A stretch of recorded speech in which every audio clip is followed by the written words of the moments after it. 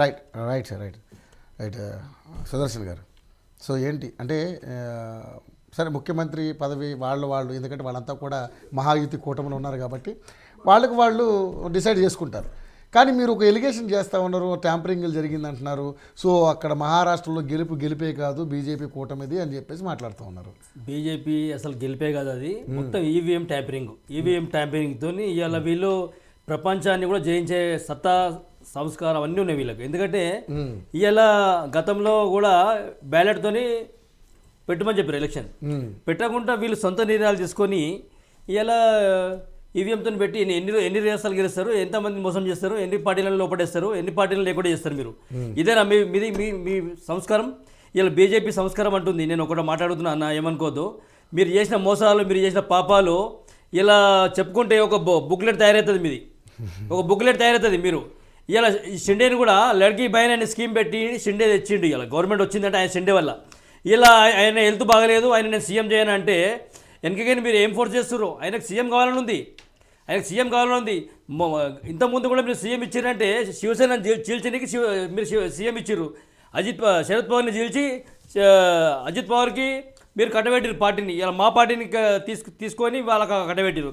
ఇలా EC, ED, IT వీళ్ళంతా కూడా బీజేపీకి అనుకూలంగా పనిచేస్తారు. ఎందుకు ఎన్ని రోజులు మోసం చేస్తారు? ఇట్లా ఎన్ని పార్టీలను నాశనం పట్టిస్తారు మీరు? దేనికి మీ సంకేతం ఏంది? ఇలా రాజ్యాంగాన్ని కూని చేస్తారు బీజేపీ. మీరు నిజంగా చెప్పాలంటే మీరు న్యాయంగా గెలుస్తలేరు, మీరు అన్యాయంగా గెలుస్తారు. ఈ అన్యాయం అనేది దేవుడు అనేది ఒకటి చూస్తుండు. రాబోయే రోజులకు మీకు దేవుడే శిక్షిస్తాడు మీకు. ఎందుకంటే ఇది ఇంత పాపం చేయొద్దు మీరు. ఇలా ప్రజలు మీకు ఇంత మ్యాండేట్ ఇచ్చినట్టు ప్రజెంట్ మ్యాండేట్ ఇవ్వలే మీకు. ఇలా కాదు ఇప్పుడు ముగ్గురు మహాయుతి కూటమిలో సర్వేలు మొత్తం 100% సర్వేలు కూడా మహావికాస్ అగడికి ఉన్నాయి.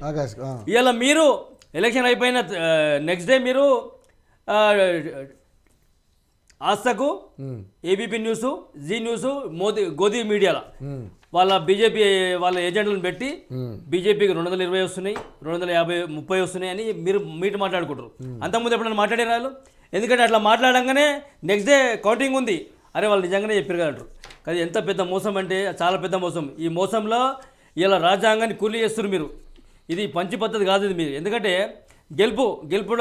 గెలిచిర్రు అంటే మేము కూడా సంతోషిస్తాం. కానీ మోసం చేసి గెలవడం దేనికి సంకేతం చెప్పండి మీరు?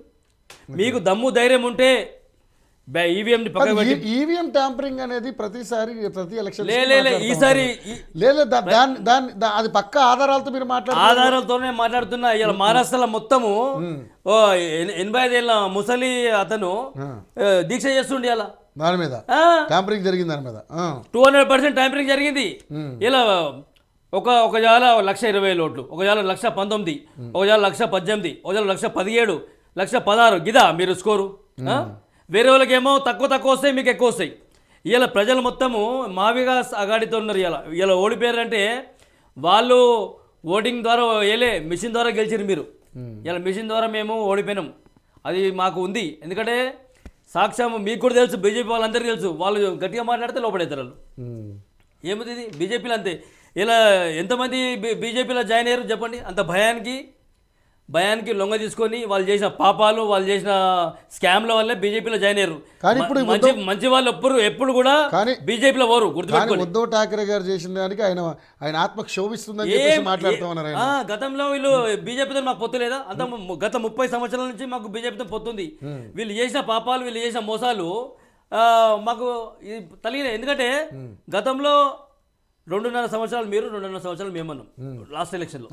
దానికి ఎవరు దేవాలయం లాంటి బాల్ ఠాకరే గారి రూమ్లో అమిత్ షా, ఉద్ధవ్ ఠాకరే మేము అనలే అన్నాడు. అంత పెద్ద పచ్చి అబద్ధం ఆడితే దానికి మేమేం చేస్తాం? ఇక చెప్పండి. అబద్ధం మీరు అది కాకనే కదా మేము వేరే రూట్ పోయినాం. మేము మీరు కరెక్ట్ ఉంటే మేము ఆ రూట్ ఎందుకు పోతాం? మీ రూటే ఉంటాం మేము. చెప్పండి. 2.5 సంవత్సరాలు మీరు, 2.5 సంవత్సరాలు మేము అన్నాక ఇలా మీరేం మాకు మోసం చేసారు. మోసం చేయట్లనే మేము వేరే దాంట్లో వినాం. పోయినందుకు కోపంతో ఇలా మా పార్టీని లేకుండా చేసారు, శరద్ పవార్ పార్టీని లేకుండా చేసారు. ఇలా వాళ్ళ అల్లునికి అజిత్ పవార్కి ఇచ్చారు, షిండేకి ఇచ్చారు. కాదు సార్, పార్టీని లేకుండా చేయడం అనేది అది ఇంకొక పార్టీకి సాధ్యమేనా? ఇలా వీళ్ళకు ఎంత అంటే మనసులో మొత్తం విషం ఉంది. బీజేపీ శివసేనను ఎదగనియద్దు. బీజేపీ ఇలా ఎవరిని కూడా ముందుకు పోనీయది. వాళ్ళ సిద్ధాంతాలు అన్ని వేస్ట్ మాటలు, సిద్ధాంతాలు లేవు, ఏం లేవు, అన్ని మోసాలు. వాళ్ళు చేసిన దానికి దీనికి సంబంధమే ఉండదు. మీకు దమ్ము ధైర్యం ఉంటే బ్యాలెట్తో ఎలక్షన్ పెట్టండి. ఇలా ప్రపంచం మొత్తం బ్యాలెట్తో ఎలక్షన్ ఉంటే మీరు ఈవీఎంతో ఎందుకు వాడుతారు? మీరు ఏం అవసరం మీకు దమ్ము ధైర్యం ఉంటే మీకు దమ్ము ధైర్యం మీకు ఉంటే బ్యాలెట్తో పెట్టి చూపించండి. అప్పుడు నేను కూడా మీ బానిస అయిపోతా. నేను మీకు ఇది కూడా చెప్తున్నా, నేను కూడా బానిస అయిపోతా అని మీకు కూడా తెలుసు. ఇలా ఈవీఎంతో గెలిచారని, కానీ మీరు ఆ మాట మాట్లాడతారు. ఆ మాట మాట్లాడితే మీరు పార్టీలు ఉండరు. సో ఆయన మీద కూడా చర్యలు ఉంటాయి అంటారు. పక్క చర్యలు ఉంటాయి. ఎవరైతే మాట్లాడుతారో వాళ్ళందరిపై చర్యలు ఉంటాయి. మీకు దమ్ము ధైర్యం ఉంటే, ఇప్పుడు ఛాలెంజ్ చెప్తున్నా, మీకు దమ్ము ధైర్యం ఉంటే బ్యాలెట్తో రండి, చూసుకుందాం. అలా ప్రజలు ఎవరు మ్యాండేట్ ఇస్తారో వాళ్ళు తెలిసిపోతుంది. అంతేగాని ఈ దొంగతనంగా గెలిచి మేము గెలిచినామంటే గెలుపు కాదు, అది ప్రజల గెలుపు కాదు. చెప్పండి గెలుపు అది. నాయుడు గారు చెప్పండి. ఇప్పుడు సుదర్శన్ గారు మాట్లాడేటువంటి అసంబద్ధమైనటువంటి వాదనను మీరు క్రాస్ చెక్ చేస్తలేరు. ఇప్పుడు నిన్న కాక మొన్న 4 నెలల క్రితమే ఇదే ఈవీఎంలతోని పార్లమెంట్ ఎన్నికలు. అవును, అదే అంటున్నాను. ఇప్పుడు ఈ మొత్తం బ్యాలెట్ ఎక్కడ ఉంది అసలు? అన్నా ఒక్క నిమిషం మీరు చెప్పండి. ఈ వేస్ట్ మాటలు మీరు ఖండించాలా మధ్యలో? You have to question. అంటే ఆయన మాట్లాడి నేను ఫస్ట్ మాట్లాడిన తర్వాత కదా దాని మీద మళ్ళీ చర్చ పైన పెట్టేది. అప్పుడు ఈవీఎంలు బాగున్నాయా? అదే అంటున్నా మరి నేను కూడా. రైట్, ఏం చెప్తారా నాయుడు గారు? నేను ఏమంటున్నా అంటే ఈ అసంబద్ధ